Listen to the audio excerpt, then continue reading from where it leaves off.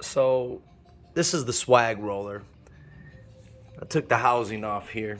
All it is you got to take off these 4 screws on the one side of the Swagroller.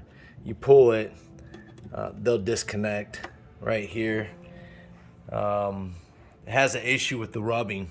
If you see here, this is the least side. What happens is these foot pedestals right here, these brackets, when it's inside here, they rub against this. This is a common problem that they've had. It's not too hard to take it apart, but I got it apart. Look on this side, you can see how bad that is. So what I'm doing here is I'm showing you how you fix this yourself. I like to figure this out. So there's a washer in here.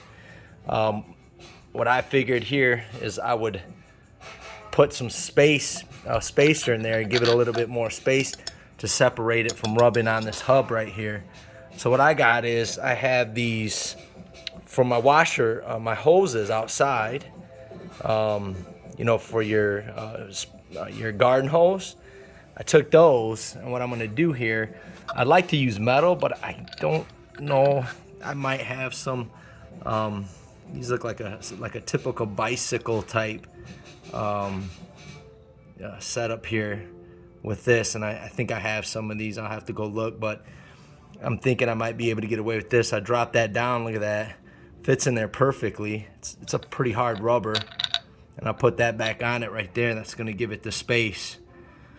Yeah, if you have any questions, I can answer more for you. But as far as, you know, taking it apart, it's not too difficult. But I might make the video a little more in depth on how to do that.